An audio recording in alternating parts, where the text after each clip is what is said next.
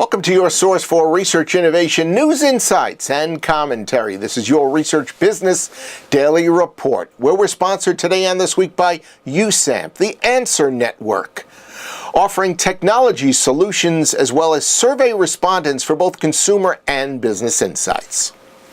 We're going to spend our time with you today looking at the marketing-market research relationship. First, from Acton Software, which is a cloud-based marketing automation software company.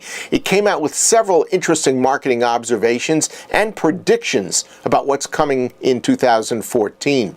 One of the projections got me to stop and reread it several times. Now, I know that many of you are just dog-tired to hear a 10,000th mention of big data, but as you heard from Elizabeth McNabb yesterday, it's going to gain a newfound sense of reality in the coming year.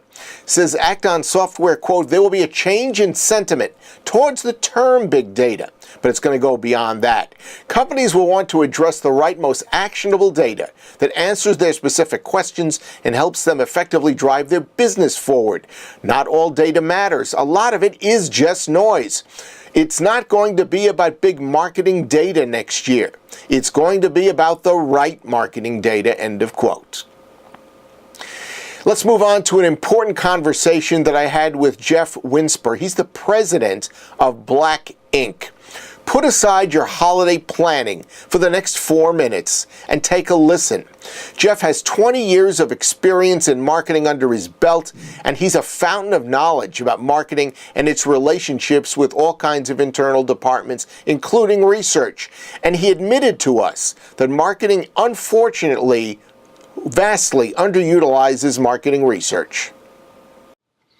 I think the general attitude is that market research, again, depending on the category you're in, market research usually is information shared from today and the past, and it's not necessarily a forward-looking view. So I think what's happening with the markets research department as a whole is it's being sort of marginalized. If you look at how the investment spend around marketing is applied towards market research, it's a very, very small fraction, which is unfortunate, quite candidly. It should be actually just the reverse, because marketing should be ahead of the game. But in general, the market research group is still considered a marginalized department. Again, depending on the category. CPG organizations, not so much. Other organizations like in B2B, very much. There's a distinct difference between market research and, let's say, real-time analytics. At least I'm characterizing it that way. When you conduct a market research study, whether it's qualitative or quantitative by nature, it takes time. So a person may have a question, okay, that was, let's say, today. By the time the study is conducted, it could take 5 days, 10 days, or it could take 6 months. Unfortunately, the world changes very rapidly. So the output of that research may actually be very accurate from the time in which it was conducted, not necessarily the time in which you received it. So that makes it challenging. So I think if you're an analytics group, then at that point you're thinking about predictive analytics, and you're also using back information. And with a combination of both, it's much more powerful. I would also suggest that marketing today is it actually the enviable position where it's having conversations with consumers directly today. All the social media outlets and all the digital. The research department not taking advantage of that in real time makes it challenging if they're using old techniques and processes. If you were going to advise a research department on how to become more of a factor in their company, would there be a handful of kind of ground rules that you would say that here's what you've got to change? All things being equal, if the culture, a degree of collaboration, and an understanding and a commitment to what research can do, if those things being equal, if I were in charge of a market research department, I would look at what the world would be in 10 years, not what the world is today. And what I mean by that is, how are people making decisions, both the consumer as well as the executive? And what can you do to make sure you have better practices, technology to support you, certainly the skill sets and resources, and proactive outbound communication to the executives that matter most, versus perhaps a reactive moment in time that explains only things that happened in the past.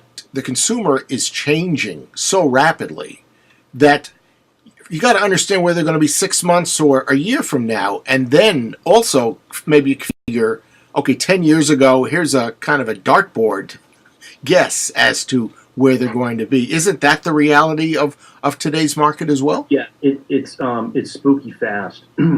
Researchers used to think in bands, age bands, of generations. And that's fair when you're looking at perhaps, let's say, baby boomers and above. Mm-hmm. You're looking at Gen X and Gen Y, you have to look at age bands in months. The adoption cycle and their behavior of products changes dramatically. So all the more reason that when you're doing the analysis for, say, product adoption or churn or acquisition, a 17-year-old acts very, very differently than, let's say, a 13-year-old. And you see that today.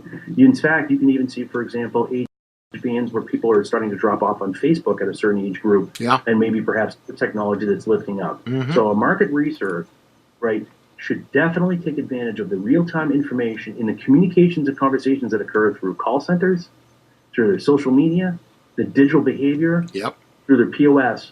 Capture it, because if you can take that and package it up and provide it to executive management, you will elevate your value tremendously very quickly. So the question is there somebody I respect that actually does both pretty well? Yeah, where research and marketing are really doing a bang-up job, and they're doing it together. Mm-hmm. There's a couple that come to mind, and they're actually on a council with me called the Marketing Accountability Standards Board. I would say Miller Coors does a good job, and I would say Frito-Lay does a great job. We'll have great additional comments from Jeff when we come back after the holidays, so be prepared for those in early January. In the meantime, if you'd like to reach out and touch Jeff, here's his email address, jwinsper@winsper.com. That's your Research Business Daily Report, sponsored by USAMP, the Answer Network, offering technology solutions as well as survey respondents for your consumer and business insights. Have a great research day, and we'll see you here tomorrow with our annual Executive of the Year, Conference Presentation of the Year, and Client Market Researcher of the Year awards. Please don't miss it.